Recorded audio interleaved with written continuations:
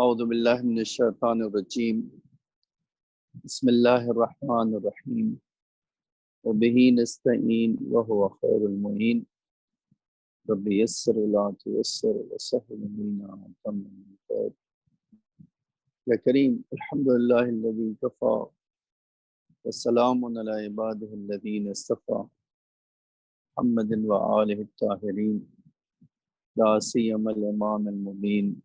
بقیت اللہ فی الارضین الحجۃ الثانی عشر الامام المہدی المنتظر صلوات اللہ وسلامہ علیہ اما بعد عزیزان گرامی معزز سامعین، آج جس داستان کو لے کر میں حاضر ہوا ہوں وہ قرآن میں بہت زیادہ ریفلیکٹ ہوئی۔ آپ اسی سے اندازہ لگا سکتے ہیں کہ 41 بار اس کا ذکر ہوا ہے اور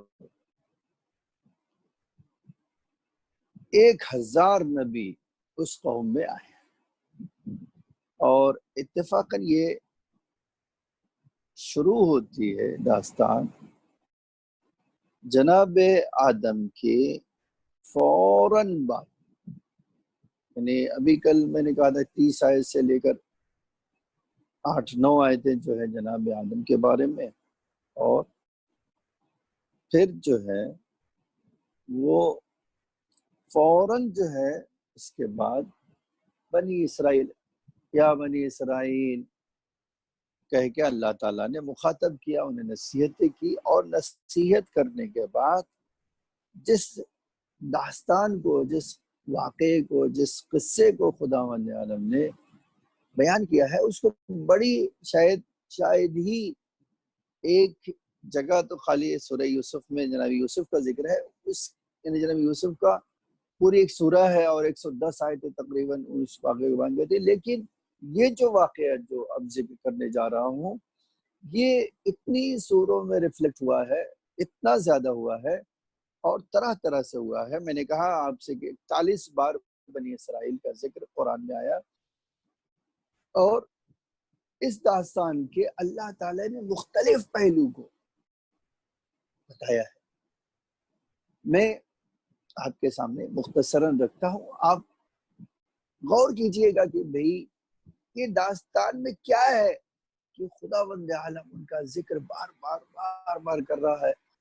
ہاں، یہ ایک الگ بات ہے، میں نے آپ سے کہا کہ اس میں 1000 نبی تقریباً آئے، تو 1000 نبی جس قوم میں آئے ہوں، کیا اس قوم کے حالات واقعات بتانے کے لیے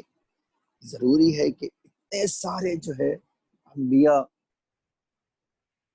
آئیں تو ہی بتایا جائے، یا ایک نبی آئے تو نہیں؟ دیکھیے اس کا جواب یہ ہے کہ حقیقت میں ان کا ذکر اس لیے نہیں ہوا ہے کہ ان کا 1000 نبی ہوتا ہے، بلکہ یہ قوم کی کچھ اچھائیاں اور برائیاں تھیں جس کی بنا پر خداوند عالم نے اس پوری قوم کا ذکر کیا۔ میں شروع کرتا ہوں۔ دیکھیے یہاں سے آپ بڑی آسانی سے یہ بات جان سکتے ہیں۔ میں نے کہا کہ سورہ کس کی جو ہے، سورہ بقرہ کی آیت سے شروع ہوا ہے، اور جب سورہ بقرہ سے شروع ہوا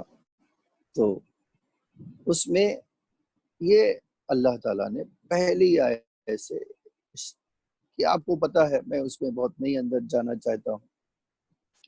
کہ جناب یعقوب کی اولاد اور اپنے تمام خاندان کے ساتھ جب جناب یوسف مصر کے خزانہ دار اور وزیر اعظم بن گئے، تو آپ جانتے ہیں، اس میں نہیں جانا جناب یوسف کے واقعے میں، کہ ایک پورے اپنے گھر والوں کو، پورے قبیلے کو کہا کہ مصر میں بس جاؤ۔ یہ لوگ مصر میں آ کر ایک خوبصورت اور حاصل خیز، یعنی ایسی سرزمین پہ جا جس کی آب و ہوا بہت اچھی تھی، وہاں آ کر بس گئے، اور جناب یعقوب 147 سال کی عمر میں اور جناب یوسف 110 سال کی عمر میں اس دنیا سے گزر گئے۔ جناب یوسف نے اپنی موت سے پہلے پوری خاندان کو بلایا جن کی تعداد ہزاروں میں پہنچ چکی تھی، اور بلایا اور انہیں بتایا کہ آئندہ تمہارا کیا ہونے والا ہے اور آئندہ تمہیں کیا کرنا چاہیے، یہ ان کو بتایا تمہاری زندگی میں بہت نشیب و فراز آئے گا، اتار چڑھاؤ آئے گا، اور تمہیں بہت زیادہ تکلیف اٹھانا پڑے گی۔ ہمارے بعد جو حکمراں فرعون نام کے آئیں گے ان سے یہ تکلیف تمہیں ملنے والی ہے۔ خوب، اور یاد رکھنا تمہارے بہت سارے لوگوں کو قتل کر دیا جائے گا، تمہارے عورتوں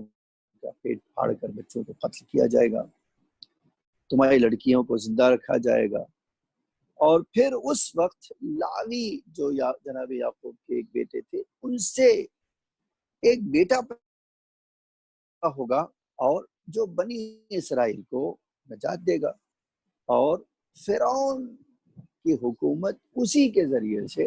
اپنے انجام کو اور اپنے خاتمے کو پہنچے۔ اب آپ کبھی سوچئے جو اتنی عزت جن لوگوں کو ملی جناب یوسف کے بھائی اور ان کے اولاد، اور ایک پورا ایک خطہ بس گیا اور اتنی تعداد ہو گئی کہ آج تاریخ میں ملتا ہے کہ فرعونی سوال یہ ہوتا ہے نا کہ وہ کیوں اتنا جو ہے ان کے پیچھے لگ گئے، اس کی وجہ جو تاریخ نے بتائی ہے وہ یہ بتائی ہے کہ اتنے زیادہ یہ لوگ جو ہے جمعیت کے اعتبار سے، پاپولیشن کے اعتبار سے ہو گئے کہ جو حکومت آتی تھی وہ تھر تھر کانپتی تھی کہ اگر اکٹھا ہو گئے تو یہ ہمارے حکومت کو تہس نہس کر دیں گے۔ اسی بنا پر ان کے اوپر وہ سختی کرتے تھے کہ کہیں ہماری حکومت چھین نہ لے، کہیں حکومت ہم سے ہمارے ہاتھوں سے چلی نہ جائے، یہ اسی لیے وہ مسلسل ان کے پیچھے لگے۔ اب ہمارے پاس تاریخ کہتی ہے کہ فرعون ایک سنبل تھا، اس میں بہت سارے لوگ جو ہے فرعون کہلاتے تھے، جیسے بالکل آپ یہاں ہندوستان میں اودھ کے نواب جو ہے اودھ کے نوابین کا ایک ٹائٹل ہوتا تھا، اسی ٹائٹل کے اوپر ہر ایک نواب کا نام کے ساتھ وہ ٹائٹل جڑ گیا۔ اسی طرح فرعون میں جو بادشاہ بنے وہ سب کو فرعون کہا گیا، انہیں میں سے ایک جو ہے ظاہراً اس کا نام ولید ابن مصعب تھا۔ یہ آدمی جب آیا تو اس نے جو ہے آخری جس کو ہم جناب موسیٰ کے ذریعے سے ان کو جناب موسیٰ نے اس کی حکومت ہوئی، یہ ولید ابن مصعب تھا جس کو فرعون کہا جاتا ہے۔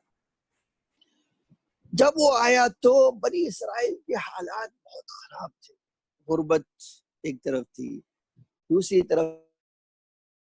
سلطنت اور حکومت کا جو ہے بار اور بوجھ اور تکلیف بے شمار ان کے اوپر تھی، اور یہ آنے کے بعد اس نے اس سختی میں اور اضافہ کیا، اور یہ سختی جو اس نے اضافہ کیا اس میں تاریخ یہ کہتی ہے کہ اس نے ایک خواب دیکھا۔ خواب کیسا تھا؟ اس نے خواب دیکھا کہ پورے مصر کو اللہ تعالیٰ نے آگ سے بھر دیا ہے اور ہر طرف سے آگ کے شعلے بھڑک رہے ہیں، اور عجیب یہ ہے اس خواب میں اس نے دیکھا کہ یہ شعلے صرف جو ہے قبطیوں کو جلا رہے ہیں، ان کو ہلاک کر رہے ہیں بنی اسرائیل میں، اس کی آگ کی ایک چنگاری میں نہیں پہنچ رہی ہے۔ اب جب اس نے خواب دیکھا تو چونک کر جب یہ اٹھا تو اس نے بڑے بڑے خواب کی تعبیر معبروں کو بلایا اور پوچھنا شروع کیا، کاہنوں کو بلایا، ستارہ شناسوں کو بلایا، اور ان سے پوچھنے لگا تو معبروں نے اس کے خواب کی یہ تعبیر بتائی۔ وہ بتایا کہ دیکھو تمہیں جو ہے تمہاری حکومت بیت المقدس سے ایک آدمی پیدا ہوگا، فلسطین سے، یعنی ایک آدمی پیدا ہوگا جس کی پیدائش کے بعد وہ تمہاری حکومت تہس نہس کر دے گا اور تمہارے وجود کا خاتمہ ہوگا۔ اور اسی طرح کارشناسوں نے بھی، اور جو ہے اس زمانے میں جو کاہن تھے ان سبھی نے یہ کہا کہ دیکھو بہت جلدی بنی اسرائیل میں ایک بیٹا پیدا ہوگا جس بیٹے کی بنا پر فرعون کو اپنا تخت و تاج سب گنوانا پڑے گا، اور وہ نابود کر کے اس کو ہی چین لے گا، اس کے بغیر اس کو چین آنے والا نہیں۔ اب اس مذہب کو، اس کو فرعون کو بہت ان کے اوپر عقیدہ تھا، ان کے اوپر بھروسہ تھا، ان کے اوپر یقین تھا. اس لیے اس نے کیا کیا کہ بھائی کہا اس خطرے سے بچنے کے لیے تم سب کو اپنی جان لگا دینا ہے. کیا کریں؟ اس نے حکم دیا کہ دیکھو اس کے لیے بنی اسرائیل کی ہر عورت کو چیک کیا جائے، اور جیسے ہی کوئی بیٹا پیدا ہو اس کو قتل کر دیا جائے اور ان کی لڑکی کو زندہ رکھ دیا جائے. یہ بڑی شدت سے یہ قانون کو جاری کیا گیا اور بنی اسرائیل کی ہر عورت کو ماتحت تحت نظر رکھا گیا. اور بے رحمانہ طور پر آج قرآن کہتا ہے کہ یاد کرو اے بنی اسرائیل، یاد کرو اس وقت کو جب یہ فرعون تمہیں ذلیل کرتا تھا، تمہاری عورتوں کو تمہاری عزت اتار دیتا تھا، تمہارے بچوں کو ان کا پیٹ چاک کر کے نکال دیتا، ان کو قتل کر دیتا تھا. اس وقت کو یاد کرو اور دیکھو اللہ نے کیسے اس سے تمہیں نجات دی. یہ قرآن میں آیا. لیکن ان سب کے باوجود اللہ قرآن میں کہتا ہے وَمَكَّرُوا مَكَرَ اللَّهُ وَاللَّهُ خَيْرُ الْمَاكِرِينَ. تم اپنی پلاننگ کرو، ہم اپنی پلاننگ کریں گے، اور اللہ سے بڑھ کر کوئی پلاننگ کرنے والا نہیں ہو سکتا. سب سے بہتر جو پلان کرنے والا ہے وہ اللہ کی ذات ہے، اللہ کے علاوہ کوئی نہیں ہے. یہ چلتا رہا اور یہاں تک کہ جناب موسیٰ کی مادر گرامی حاملہ ہوئیں، اور ان سے جو ہے اللہ نے چاہا کہ وہ بیٹے کو اس دنیا میں لائیں، اور وہ حاملہ ہوئیں تو ان کے وجود میں حمل کی نشانی دور دور تک ظاہر نہیں ہوئی، یہاں تک کہ وہ مرحلہ برا ہو گیا اور جناب موسیٰ دنیا میں آ گئے. اب آپ سوچئے ایسے ماحول میں ایک ماں کو اپنے بچے کو بچانے کی کیسی تڑپ رہی ہوگی، کیسی جو ہے اس کے دل میں خواہش ہوگی، اس کیسی وحشت زدہ ہوگی، کیسی پریشان رہی ہوگی. یہ آپ تاریخ سے اس بہت مشکل سے جناب موسیٰ کی ماں نے 3 مہینے تک جناب موسیٰ کو پیدائش کے بعد چھپا کر رکھا، 3 مہینے تک. لیکن اب روز بروز یہ خطرہ بڑھ رہا ہے، اور دوسری طرف جو ہے ہر طرف فرعون کے جاسوس گھوم رہے ہیں، یہاں تک کہ چھوٹی سی چھوٹی خبر بھی جاسوس پہنچا رہے ہیں. خالی ایک تھوڑا سا اشارہ ہی کافی تھا کہ جناب موسیٰ کو قتل کر دیا جاتا اور ان کی زندگی تباہ و برباد ہو جاتی. اور یہ جناب موسیٰ کی ماں سے بڑھ کر کون سمجھ سکتا تھا؟ انہوں نے یہ متعدد شب اسی بے چینی میں گزارے، کیا کروں اور کیسے اس مصیبت سے نجات پاؤں، کہ اللہ نے ایک بار ان کے اوپر وحی، اور یہ اللہ کا لطف کرم ان کے شامل حال ہوا، اور اللہ تعالیٰ نے ان کے اوپر الہام کیا. پھر قرآن کہتا ہے کہ ہم نے موسیٰ کی ماں کو الہام کیا کہ اس کو تابوت بناؤ، اس کے لیے ایک جو صندوقچہ بناؤ، اور صندوقچے میں رکھ کر دریائے نیل کے حوالے کر. یہ کہنا بہت آسان ہے کہ ایک ماں کو الہام ہوا کہ اس کو صندوق بناؤ، اس میں رکھو اور دریائے نیل کے حوالے کر. جناب موسیٰ ہمارا وغیرہ کیا مرتی کیا نہ کرتی، ان کے اوپر ایک ایسی چیز تھی، اور دوسری طرف سے خدا کا یہ پیغام ان کو مل گیا، اور انہوں نے ایک مضبوط جو ہے صندوق بنوایا، ایک باکس بنایا، اور ایک دن بہت دور لے جا کر، شہر سے دور لے جا کر اس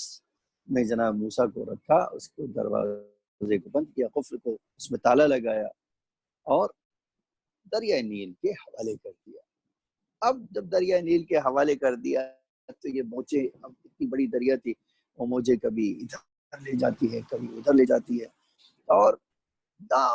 معلوم مقصد کی طرف یہ جو ہے صندوق رواں دوا ہے. ایک طرف ماں نے یہ کام تو کر دیا، دوسری طرف سے اب کیا کرے، کب تک اس کے اوپر نظر بڑھائے رکھے. ایک وقت آیا جب ان کی جناب موسیٰ کی ماں سے وہ تابوت جو ہے وہ صندوقچہ نظروں سے اوجھل ہوا، تو انہوں نے جناب موسیٰ کی بہن سے کہا کہ تم دور سے اس نظر رکھو، یہ آخر صندوق جاتا کہاں. یہ صندوق جاتا رہا، چلتا رہا، یہاں تک کہ دریائے نیل سے ایک نہر فرعون نے اپنے محل کی طرف مڑ کھدوائی تھی. وہاں بیٹھا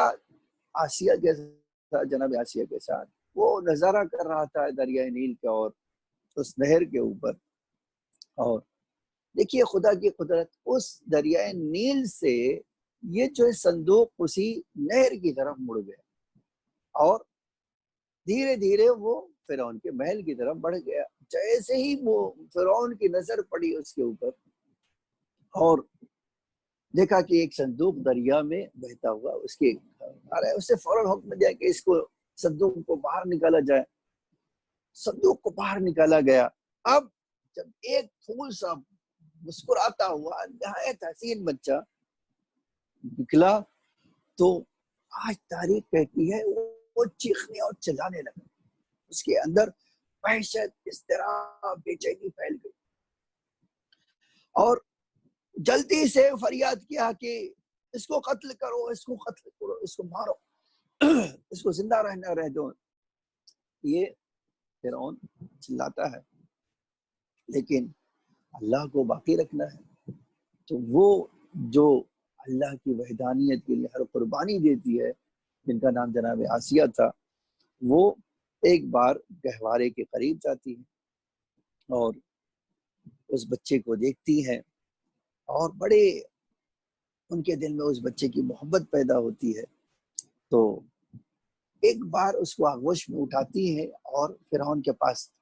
बड़े इल्तिजाना अंदाज में कहती है, नहीं, अब देखो साहिब औलाद नहीं है, हमारे पास कोई बेटा नहीं है, तो ये बेहतरीन मौका है कि हम इसको अपना अच्छी तरबियत दें, अपने घर में पालें और हम इसको अपना बेटा बना लें। और तुम्हें पता है कि जो आइंदा जब बड़ा होगा तो हमें इसके वजूद से बहुत फायदा होगा। और खुलासा ये कि जनाब आसिया ने अपनी बातों से कन्विंस कर लिया कि इस बच्चे को हमें कत्ल नहीं करना चाहिए, बल्कि हमें इसको की परवरिश करना चाहिए, इसको बला करना चाहिए, हम इसको अपना बेटा मान लेंगे और इसके से वजूद से फायदा उठाएंगे। फिरौन भी जनाब आसिया की इन बातों से मुतासर हो गया और खामोश हो गया और सर झुका लिया और जनाब आसिया उन बच्चे को, जनाब मूसा को अपने आगोश में लिए हुए। अब जैसे ही वो अपने आगोश में लिए हुए हैं, जनाब मूसा कई दिन के भूखे, हमारे पास रवायतों में है कि 3 दिन लग गया उनको वहां तक पहुंचने में। और अब जब इतनी देर से भूखे हैं तो उन्होंने माँ का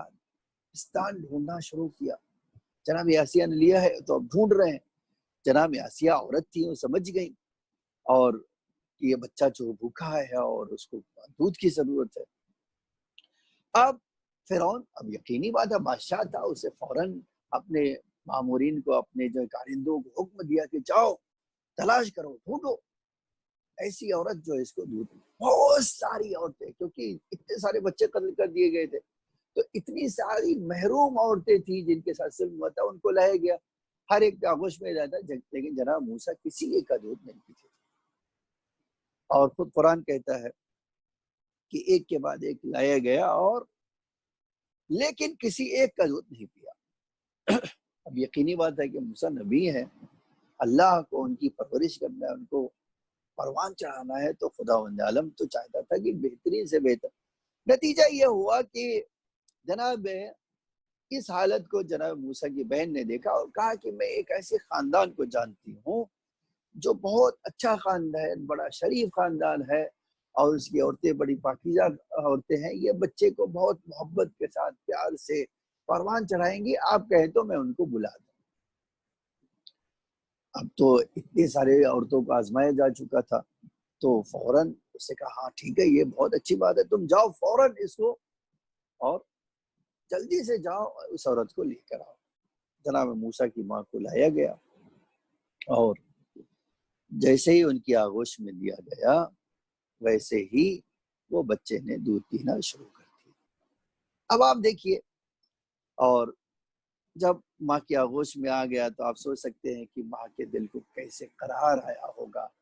और कैसे उनकी आंखों को ठंडक मिली होगी। ये एक माँ ही बता सकती है, कोई अल्फाज नहीं है जो इस जज्बात की अक्कासी कर सके, इमोशन की अक्कासी करे, कोई नहीं है। अब उन्होंने जो है بچے کو دودھ پلانا شروع کیا اور بڑے شوق سے ماں اپنا بیٹا مل گیا. کبھی کبھی اس کو فرعون کے دربار میں لے جاتی تھی اور چونکہ جناب آسیہ نے ان کو اپنے بیٹا مان لیا تھا اور جناب آسیہ کو دیتی تھی اور وہ پھر جو ہے اسی طرح جناب آسیہ انہیں واپس کر دیتی تھی. یہ یہاں تک کہ دھیرے دھیرے دھیرے یہ جو ہے دودھ پڑھائی کا وقت آ گیا اور دودھ پینے کی مدت ختم ہو گئی اور پھر جناب موسیٰ فرعون کے دربار میں ٹرانسفر ہو گئے. اب وہاں ٹرانسفر ہو گئے، دھیرے دھیرے جو ہے بڑے ہو رہے ہیں اور اس محل کے حال و احوال کو بڑی دقت سے دیکھ رہے ہیں اور یقینی بات ہے وہ آرام و سکون جو آپ کہہ سکتے ہیں کہ بھئی اب مصر کے اس گھر میں ہے جس سے بڑھ کے کوئی گھر نہیں ہے، تو ایک طرف نعمتوں کا انبار ہے اور ہر طرف جو ہے ان کے لیے نخرے اٹھانے والے لوگ ہیں، آرام کا خیال رکھنے والے ہیں اور یہ زندگی میں پڑھ رہے ہیں، اور دوسری طرف وہ بنی اسرائیل کے درد کو، بنی اسرائیل کی پریشانی کو دیکھ رہے ہیں اور دیکھ رہے ہیں ان کے ساتھ کیسی ناانصافی ہو رہی ہے، کیسا ظلم ہو رہا ہے، کیسی جو ہے تعصب سے کیسے کام لیا جا رہا ہے. یہ ایک طرف تو ان کے دل میں ایک طرف درد ہے اور دوسری طرف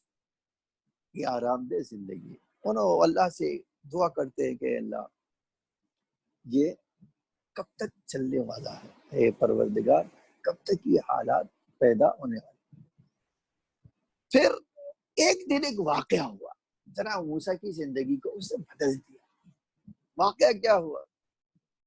جناب موسیٰ جا رہے تھے، گھوم رہے تھے، ایک گلی سے دوسری گلی میں جا رہے تھے، دیکھا دو آدمی لڑ رہے ہیں، جھگڑا کر رہے ہیں، مار پیٹ کر رہے ہیں اور ایک دوسرے کو مارنے پہ تلے ہوئے ہیں. ان میں سے ایک فرعون کا خاندان کا اور ایک دوسرا بنی اسرائیل سے تعلق رکھتا تھا جو جناب موسیٰ کی خاندان تھی. جیسے ہی بنی اسرائیل کے شخص نے موسیٰ علیہ السلام کو دیکھا ویسے ہی اس نے آواز دیا، اسے مدد کے لیے جناب موسیٰ کو بلایا. اور موسیٰ یقیناً مظلوموں کے ہمدرد ہیں، ان کے حامی ہیں اور جناب موسیٰ آگے گئے تاکہ ان دونوں کو الگ کر دیں، لیکن اتنا وہ دونوں ایک دوسرے کو مارنے اور مرنے پہ تلے ہوئے تھے کہ جناب موسیٰ کتنا بھی چھڑانا چاہ رہے ہیں وہ نہیں چھوڑ رہے ہیں ایک دوسرے کو. آخر جناب موسیٰ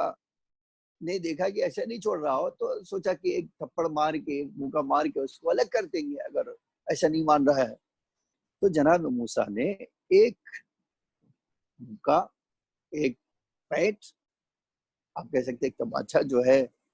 اس کے منہ پہ رسید کیا اور جیسے ہی اس کو وہ تماچا لکھا اس میں اتنی طاقت اتنی قدرت تھی کہ وہ جگہ ہی پر گرا اور مر گیا. اب یہ تو مر گیا لیکن پریشانی کیا ہے؟ اب پریشانی یہ ہے کہ جناب موسیٰ اس کو جو ہے بنی اسرائیل کے آدمی سے کہا تو چلو تم یہاں سے، وہ اور جناب موسیٰ دونوں وہاں سے چلے گئے. لیکن جناب موسیٰ کو تو پتا تھا کہ اب اس واقعے کا جو ہے ریئیکشن کیا ہونا ہے. اب اللہ سے دعا کیا، پروردگار میں نے ایک غلطی کی ہے، مجھ سے ایک ترک اولا ہوا ہے اور اے اللہ میں تیری پناہ گاہ میں معذرت طلب کرتا ہوں اور اے میرے معبود مجھے معاف فرما. اور یہ دونوں جو ہے ایک اس جگہ سے چلے جاتے ہیں. اس آدمی کے قتل ہونے کی خبر پورے مصر میں گھومنے لگی، پہنچنے لگی اور فرعون نے حکم دیا کہ دیکھو جو جس نے بھی قتل کیا ہے بنی اسرائیل کے اوپر سب سے پہلے ان کا شک زیادہ تھا، چاہو ان کو ڈھونڈو اور فوراً ان کو ہمارے پاس لاؤ. اب پورے شہر میں اس قاتل کو ڈھونڈا جا رہا ہے، ہر آدمی جاسوس اس کے پولیس سب ڈھونڈنے میں لگے ہوئے، لیکن کچھ ان کو پتہ نہیں چل رہا ہے. قاتل کو کوئی جانتا نہیں ہے، معاذ اللہ اس کو پتہ ہی نہیں چلا کہ بھئی ان کو کس نے مار دیا. ایک دن دو دن گزر گیا، ہمارے پاس تاریخ کہتی ہے کہ 2 دن گزرا جب تو جناب موسیٰ کسی اور دوسرے راستے پہ جا رہے تھے، دیکھا وہی بنی اسرائیل کا آدمی جو کل لڑ رہا تھا، وہی بنی اسرائیل کا آدمی ایک دوسرے فرعونی سے لڑ رہا ہے. اس سے مار پیٹ کر رہا ہے، اسے گالی گلوچ کر رہا ہے۔ جناب موسیٰ کو اس نے دیکھا تو پھر سے آواز دیا، موسیٰ میری مدد کرو، دیکھو یہ مجھے مار رہا ہے۔ جناب موسیٰ اس کی مدد کے لیے آگے بڑھے، لیکن جناب موسیٰ نے، آپ دیکھیے کتنی عجیب بات ہے، جناب موسیٰ تو اس کی مدد کے لیے آگے بڑھے، لیکن جب اس کے قریب گئے تو اس سے کہا کہ نہیں تم بہت بدماش آدمی، تم سب سے لڑتے رہتے ہو، یہ کیا ہے، کل بھی لڑ رہے تھے آج بھی لڑ رہے ہو۔ جیسے ہی جناب موسیٰ نے یہ کہا کہ تم غلط آدمی ہو، تم صحیح آدمی نہیں ہو، تم جھگڑالو ہو، تمہاری غلطی ہے، ادھر سرزنش جناب موسیٰ نے کیا، اور دوسری طرف اس اسرائیلی نے سمجھا کہ جس طرح ایک موکا نے کل جو ہے ایک پیٹ نے فرعونی کو ختم کر دیا ہے، موسیٰ مجھے بھی ایک پیٹ مارنے والے ہیں، تو فوراً وہ چیخ کر کہنے لگا کہ آپ میری طرف نہ بڑھیں، آپ جو ہے مجھے ایسا لگتا ہے کہ آپ اصلاح کرنے کے بعد بچائے لوگوں کو قتل کرنا چاہتے، کیا مجھے بھی اسی طرح مار دیں گے جیسے کل آپ نے کسی کو مار دیا تھا، کسی کو قتل کر دیا تھا، کیا اس کو بھی مار دیں، مجھے بھی مار دیں گے؟ بس یہ راز اس کے ذریعے سے فاش ہونا تھا اور فاش ہو گیا۔ جیسے ہی یہ بات اب دوسرے لوگ سن لیا، انہوں نے فرعون کو خبر دی، فرعون کو خبر ملی تو اس نے فوراً ایک ہر طرف جو ہے سے فوج کو بھیجا، پولیس کو بھیجا کہ جاؤ موسیٰ کو گرفتار کر کے لاؤ۔ اب تو جناب موسیٰ کو پورے مصر میں کہیں پناہ لینے والی نہیں تھی، ہر طرف ان کی جو تلاش ہو رہی ہے، ڈھونڈا جا رہا ہے کہ ان کو اس قتل کے بدلے میں مار دیا جائے، ان سے قصاص لیا جائے۔ تو جناب موسیٰ، قرآن کہتا ہے کہ جناب موسیٰ جو ہے سراسیمگی کی حالت میں ایک گلی سے دوسری گلی، دوسری گلی سے تیسری گلی میں جا رہے تھے کہ اتنے میں ایک ایسا انسان جو پہلے انبیاء کے اوپر ایمان رکھتا تھا، اللہ کے اوپر ایمان رکھتا تھا اور ان کے راستے میں چلتا تھا، وہ اپنے آپ کو جناب موسیٰ تک پہنچاتا ہے۔ اور قرآن یہ بڑا عجیب جملہ بولا، جا رجل من اقصى المدینہ یسعی، ایک آدمی دور دراز سے دوڑتا ہوا آیا، جناب موسیٰ سے کہا اے موسیٰ، پھر ان نے پورے اپنے فوجیوں سے کہا ہے کہ تمہیں گرفتار کریں اور پورا شہر میں تمہاری تلاش ہو رہی ہے، میری نصیحت سنو، جلدی سے اس شہر سے چلے جاؤ اور ایسی جگہ اپنے آپ کو پہنچا دو جہاں فرعون کی رسائی نہ ہو۔ قرآن کہتا ہے جناب موسیٰ نے جیسے ہی یہ سنا، ہاتھ اٹھا کر کہے اللہ اگر تیری مدد غیبی مجھے نہیں ملی اور تو نے میرے اوپر رحم نہیں کیا تو میں ان لوگوں کے ہاتھ میں پھنس جاؤں گا، اور اللہ کے اوپر تیرے اوپر توکل کرتا ہوں، اور یہ کہہ کے شہر سے باہر نکلے اور ایک ایسے راستے کی طرف چل دیے جس کو خود بھی نہیں جانتے تھے کہ یہ راستہ کہاں پہنچنے والا ہے، یہ راستہ کہاں جانے والا ہے، اور مصر سے اپنے آپ کو دور کر لیا۔ اب راستے پہ چلے تھے، نہیں پتا تھا کہاں جاتا تھا، لیکن یہ جو ہے راستے پہ نہیں چاہنے کے باوجود لیکن اس راستے پہ چلے گئے جو مدائن کا راستہ۔ ہمارے پاس تاریخ کہتی ہے 8 دن جناب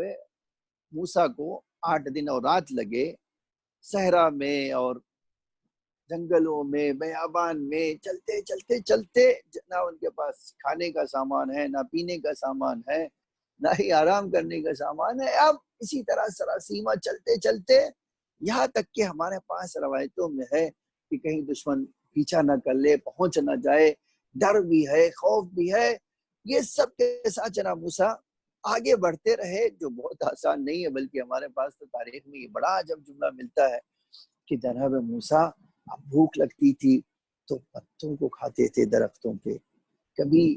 جو ہے ہلکی گھاس کو کھاتے تھے، اور کھانا تو موجود نہیں۔ تو آپ سوچیے اب اتنے نام اور نعمتوں میں پلے ہوئے، اتنے بڑے گھر میں پلے ہوئے، اور اچانک ایک ایسی مصیبت آ گئی جس میں پتے کھا رہے ہیں، گھاس کھا رہے ہیں، اور اسی اللہ کے بھروسے، اللہ کی مدد کے بھروسے آگے بڑھتے رہے، یہاں تک کہ 8ویں دن کہاں پہنچے؟ مدین پہنچے۔ آپ اندازہ کریں، اب جب مدین پہنچے تو وہاں انہوں نے دیکھا، سورہ قصص میں اب آیت آگے پڑھیے تو سورہ قصص کی 27 نمبر کی آیت، وَلَمَّا وَرَدَ مَاءَ مَدْيَنَ، جب جناب موسیٰ مدین کے ایک کنویں کے پاس پہنچے تو جناب موسیٰ وَجَدَ عَلَيْهِ أُمَّةً، جناب موسیٰ نے دیکھا کہ ایک قوم ہے جو اپنے گائے کو اور اپنی بھیڑ کو، اپنی بکریوں کو پانی پلا رہے، اور وہاں 2 لڑکیاں کھڑی ہوئی ہیں دیکھ رہے ہیں۔ ایک طرف جناب موسیٰ بہت تھکے ہوئے ہیں، دوسری طرف بھوکے بھی ہیں اور ان کو شدید آرام کرنے کی ضرورت ہے، لیکن جب دیکھا کہ اس کنویں کے کنارے لوگ اپنی بھیڑ و بکریوں کو پانی پلا رہے ہیں اور دوسری طرف 2 لڑکیاں جو ہے دور کھڑی ہوئی ہیں اور ان کے پاس بھیڑ ہے لیکن وہ پانی نہیں پلا رہی ہیں، تو اپنی مصیبت بھول کر ان لڑکیوں کے قریب گئے، پوچھا کیا وجہ ہے تم لوگ جو ہے اپنی بھیڑ اور بکریوں کو پانی نہیں پلا رہے ہو جبکہ سارے لوگ پلا رہے ہیں؟ تو ان لڑکیوں نے جواب میں کہا کہ ہمارا باپ بوڑھا ہے اور ہمارے پاس اتنی طاقت نہیں ہے کہ کنویں کے اندر سے پانی نکال کر ہم اپنی بھیڑ و بکریوں کو پانی پلا دیں، تو اسی لیے ہم انتظار کر رہے ہیں کہ یہ لوگ چلے جائیں تو ہم اپنی بھیڑ و بکریوں کو پانی پلائیں۔ قرآن کہتا ہے کہ جناب موسیٰ نے پانی نکالا اس سے کنویں سے اور ان کی بھیڑ اور بکریوں کو پلایا، اور پلانے کے بعد آپ دیکھیے کتنے غیرت مند تھے، پانی پلا دیا اور اس کے بعد ایک درخت کے سائے میں جا کر بیٹھ گئے اور ایک دعا کی، پروردگار تیرا ایک فقیر اور محتاج، خستہ اور بھوکا پیاسا اے اللہ تیرا بندہ بیٹھا ہوا ہے، اگر کچھ اپنی طرف سے نازل کر دے تو اس موسیٰ کو آرام اور سکون نصیب ہو۔ آپ دیکھیں پانی پلا کر اجرت مانگ سکتے تھے لیکن اجرت نہیں مانگا، اللہ سے دعا کی اللہ میں نے جو ہے جو مجھے کرنا تھا میں نے کر دیا، لیکن اے اللہ میں تو تجھے تیری رحمت کا بھکاری ہوں۔ عزیزان گرامی، مدین پہنچ گئے، یہی ہم اس واقعے کو روکتے ہیں اس لیے کہ اس کے بعد لمبا واقعہ موجود ہے اور ہم اس کی اہمیت کو دیکھتے ہوئے نیکسٹ ایپیسوڈ میں یہیں سے اپنی بات کو کہ جناب موسیٰ مدین پہنچ گئے اور اس پانی پلایا اور یہ دعا کیا کہ اے اللہ تو میرے اوپر نازل کر دے وہ چیز جس کا میں محتاج ہوں، اور خداوند عالم نے اس وقت کیا کیا اب اگلے ایپیسوڈ میں یہ سنیے گا۔ آخر دعوانا الحمدللہ رب العالمین۔